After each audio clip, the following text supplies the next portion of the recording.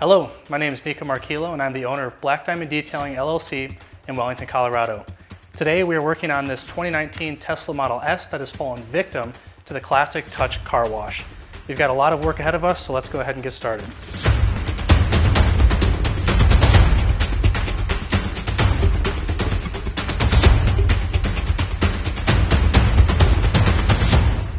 So why do I always tell my customers that you should not ever take your car through a touch car wash? Number one reason, the touch. When you're going through a car wash and you see those brushes spinning, those touch at least 100 cars a day.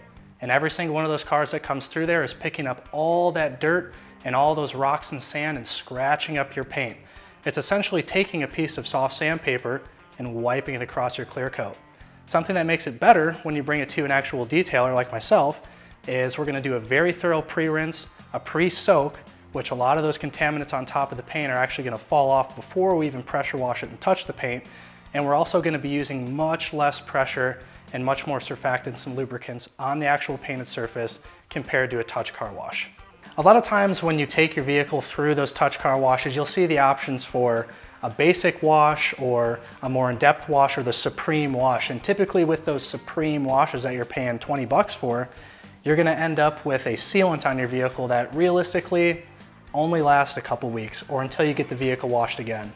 Something that's really important to do out here, especially in Colorado, is to put a proper protectant on top of the vehicle. Not only because we have magnesium chloride from the roads, but also the UV exposure here is much higher. There's also higher fallout in Colorado, and what that does is eat through your clear coat. So having a proper protective layer over your clear coat, similar to having a sunscreen on your skin, protects what's important. When I'm coming here to address this paint and cut it down and polish it before actually putting protection on, the most important thing is that that paint is flat, it's clear, and then for the customer having high gloss and high clarity.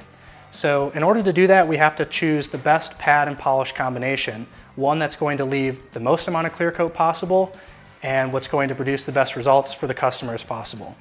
On this vehicle in particular, on this Tesla, the paint is very thick, but the panels are very thin.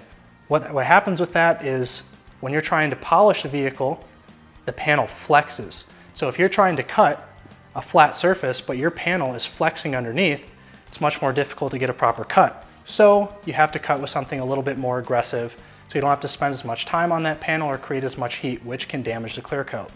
So a few different options we have is something like a HDO pad, which is going to have about medium cut. We also have stuff that is used for finishing, like this black HDO pad, or something more aggressive like a wool pad.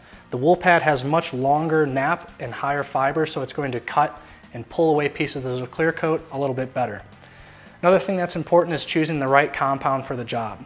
So there are hundreds of pads and polish and compound combinations that you can use, but I specifically like to use Meguiar's ProSpeed compound. It's a very aggressive cut, but when paired with a medium cutting pad, you get a really nice finish. Another tool that I like to use when helping a customer decide what type of protection is best for their vehicle is a coating thickness gauge. When you're using a coating thickness gauge, it'll tell you the thickness of that clear coat. And what that does is give us an idea of how much can we actually cut away and polish before we don't have any more clear coat left. When you're providing something for a customer, the most important thing is leaving as much clear coat on the vehicle to increase longevity over a long period of time. So using this coating thickness gauge is an absolutely essential tool that we use here to help a customer decide what's the best choice of action to take. So we're going to go ahead and measure the thickness of the paint on this vehicle. So here we have about 4.2 mils at the corner, 5.5, 4.5, 5.3.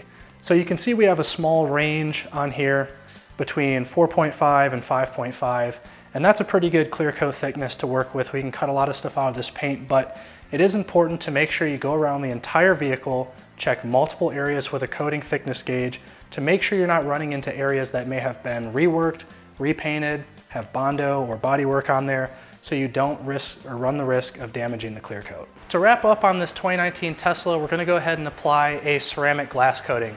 This glass coating is Exodus from Angel Wax. It's a 2-year ceramic-based glass coating. And there's a couple really cool properties to glass coating. One of them being it increases the hydrophobicity of the glass, so you don't have to use your wiper blades as much, but also it reduces UV exposure to the interior panels. So having this glass coating on there is not only going to make you have a little bit better experience driving in the rain, but it's going to protect the inside of your vehicle as well. So wrapping up on this 2019 Tesla, we went ahead and did essentially an entire protection package on this vehicle, kind of a resurrection from how the vehicle came to us. So we did a full interior detail, shampooing, steam cleaning, leather conditioning, all the good stuff, and then went ahead and did a full paint correction on the exterior, cleaned up the wheels really well, put some tire dressing on there, put a ceramic coating on the exterior, on all the painted surfaces, and then a glass coating on the glass. Just a friendly reminder, don't take your car to the automatic car wash, otherwise you're going to end up having to bring it into a detailer like myself, which I would recommend in the first place anyways. I'm Nico Marquillo, owner of Black Diamond Detailing LLC in Wellington, Colorado, and you can find more jobs like this and some other work that we do at Black Diamond Detailing LLC on Facebook, on Instagram, Black Diamond Detailing _LLC, and on Google at Black Diamond Detailing LLC.